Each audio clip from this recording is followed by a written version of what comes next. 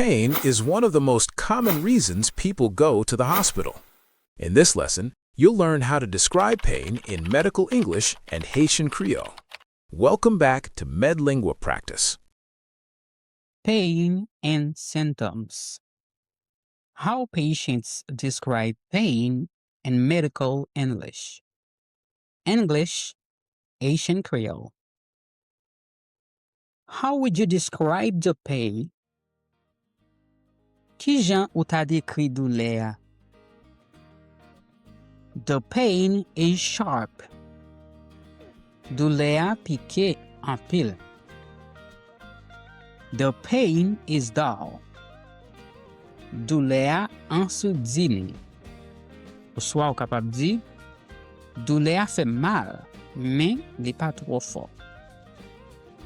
The pain comes and goes. Douleur vini aller. The pain is constant.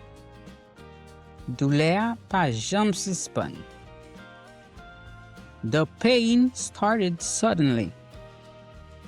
Douleur te commencé brit sou kou.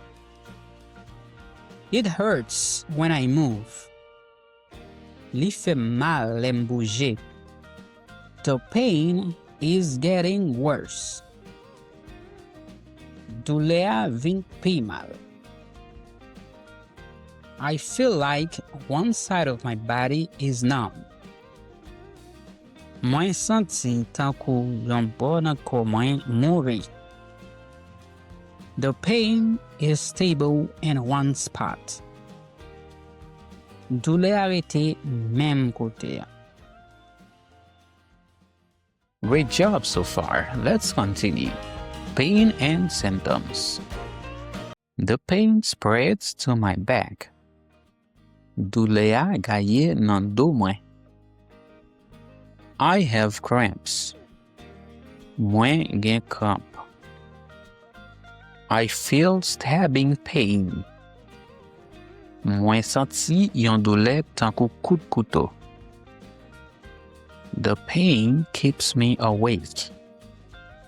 Douleur pa kite m dormi. I can't function because of the pain.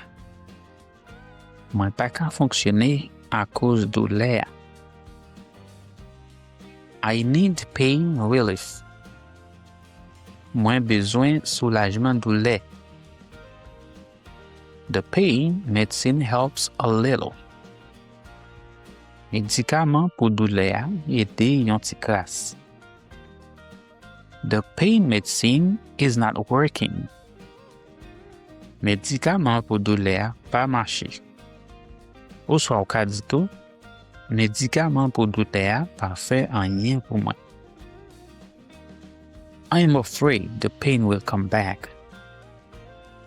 Mwen pe douleur ka toune. The pain started after an injury.